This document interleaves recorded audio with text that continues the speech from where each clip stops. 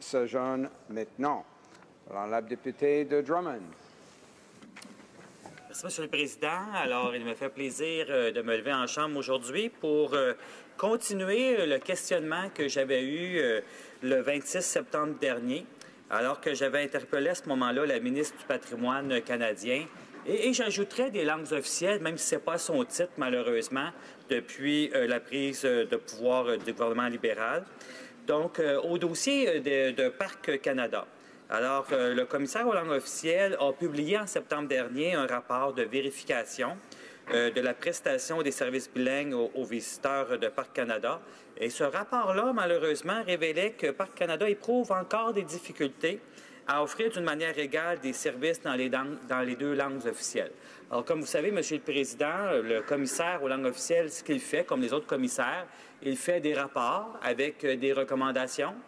Et quelques temps plus tard, il fait une révision de ces recommandations-là pour s'assurer que les recommandations ont bel et bien été mises à jour, qu'elles ont été bel et bien mises sur pied, pardon. Et ce qu'on retrouve dans ces recommandations-là, c'est que des 9 recommandations découlant des objectifs, 2 ont été mises en effectif, ont été mises en place, pardon.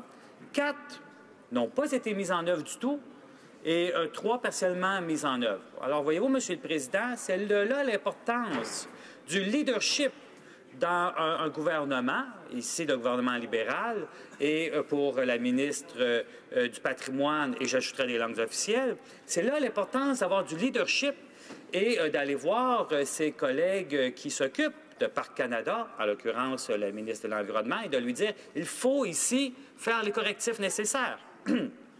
Et malheureusement, cela n'a pas été fait. Et à plusieurs égards, dans la problématique des langues officielles, Monsieur le Président, vous allez vous rendre compte que le problème est justement un problème de leadership. Comment ça se fait que, par exemple, on n'a pas encore de système de surveillance de la GRC sur des services bilingues sur la colline? Comment ça se fait qu'on a un rapport, une réponse à un rapport sur le bureau de la traduction de la ministre sur les services de l'approvisionnement qui est totalement incohérent avec, qui répond à aucune des recommandations d'un rapport unanime du comité sur les langues officielles. Et je pourrais vous en nommer plusieurs situations comme ça, Monsieur le Président, où on manque de leadership. Alors, une fois que ça a été dit, vous savez, Monsieur le Président, on va bientôt célébrer le 150e anniversaire du Canada. Les parcs à travers le Canada seront gratuits. L'accès aux parcs seront gratuits pour encourager justement nos Canadiens et Canadiennes à fêter notre environnement, notre nature, notre richesse, et d'aller visiter nos parcs. Et malheureusement, on a encore des craintes que l'accès dans les deux langues officielles ne soit pas une réalité.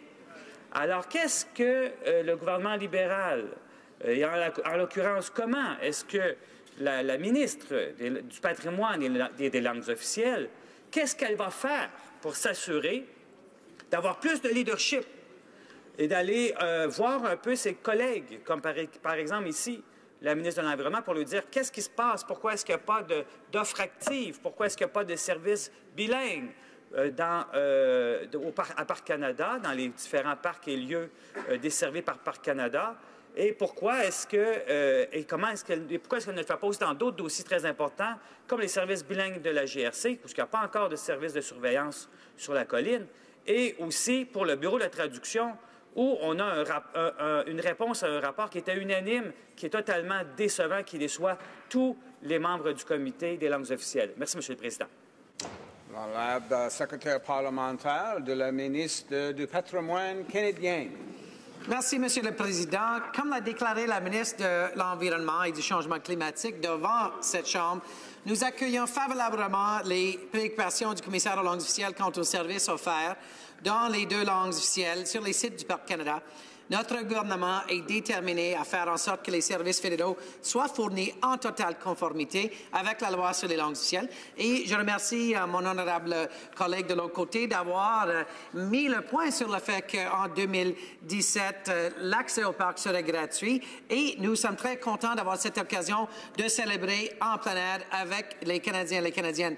Comme tous nos deux langues officielles, les parcs nationaux et les lieux historiques du Canada appartiennent à tous les Canadiens et Canadiennes.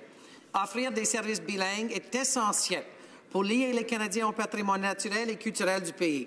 Ces parcs et ces lieux doivent pleinement respecter et refléter notre dualité linguistique. Parks Canada. Parc Canada s'est engagé à offrir des services bilingues au public dans tous ses bureaux bilingues désignés, ses parcs nationaux et ses sites historiques nationaux, conformément à ses obligations en vertu de la loi sur les langues officielles. Le ministre responsable des langues officielles collabore avec tous ses collègues du Conseil des ministres et fait preuve d'un grand leadership à l'approche, dans le cadre d'une approche pan-ministérielle des langues officielles. Lorsqu'il est question du 150e anniversaire du Canada et de l'accès gratuit au parc de Parc Canada, pour que les gens en aient une excellente expérience, ils doivent pouvoir le faire dans la langue de leur choix. Royal du Canada sur la colline parlementaire, nous avons clairement affirmé en mai dernier que notre gouvernement croit en l'importance d'encourager et de favoriser l'utilisation des langues officielles au sein de la société canadienne, mais surtout au sein des institutions fédérales.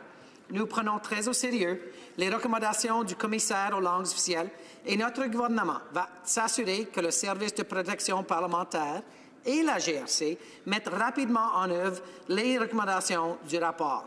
The RCMP. La GRC et les services de protection parlementaire doivent servir le public conformément à la loi sur les langues officielles.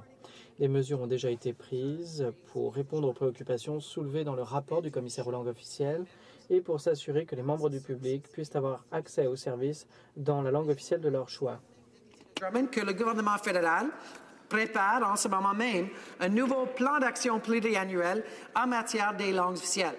Et nous attendons comme gouvernement le rapport officiel du comité permanent des langues officielles sur les anciennes feuilles de route de l'ancien gouvernement et aussi leurs recommandations qui vont porter sur notre propre plan d'action. Mais je pense que, Monsieur le Président, c'est important de noter jusqu'à quel point on a réussi avec le leadership horizontal en matière des langues officielles. Je note, en premier, le bilinguisme des juges à la Cour suprême, un exemple du partenariat et du bon travail entre le ministre du Patrimoine et le ministre de la Justice.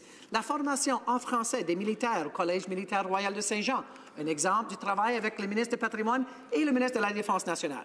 La révision des règlements de la loi sur les langues officielles qui va s'assurer la pérennité des communautés en situation minoritaire, un beau partenariat avec le ministre, le président du Conseil du Trésor. Le financement des infrastructures postsecondaires dans les communautés en situation minoritaire. Un bon partenariat avec le ministre Bain, le ministre de l'Innovation, Sciences et Développement économique.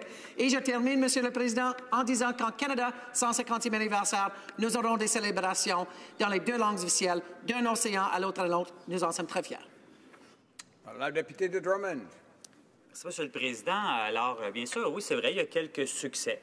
Mais ça n'empêche pas que le secrétaire parlementaire mentionne qu'il va y avoir, qu'il attend avec beaucoup d'impatience le rapport du comité.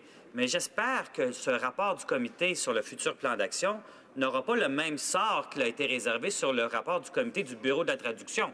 Parce que vous savez ce qu'ils en ont fait, Monsieur le Président, du rapport du comité sur le Bureau de la traduction? Ils l'ont pris puis ils l'ont sacré à bout de leurs bras. C'est pas comme ça qu'on respecte un comité qui a écouté les experts, qui a fait un travail très fort, très ardu pendant des semaines et des mois même pour arriver à avoir un rapport qui respecte l'ensemble des experts, l'ensemble des témoignages des experts et de leur expertise, et qui a même découlé d'un rapport unanime de la part d'un comité. C'est très rare, ça, Monsieur le Président. Et malgré cela, ce que ça démontre ici, c'est qu'à plusieurs moments, la ministre du Patrimoine et des langues officielles manque de leadership. Et ça, c'est un exemple flagrant. Et en ce qui concerne le bilinguisme des juges à la Cour suprême, on n'a pas de loi. On n'a qu'une politique. Et une politique, ça change à tout moment. Donc, ce n'est pas suffisant. Ça manque de leadership, Monsieur le Président. Honorable secrétaire parlementaire.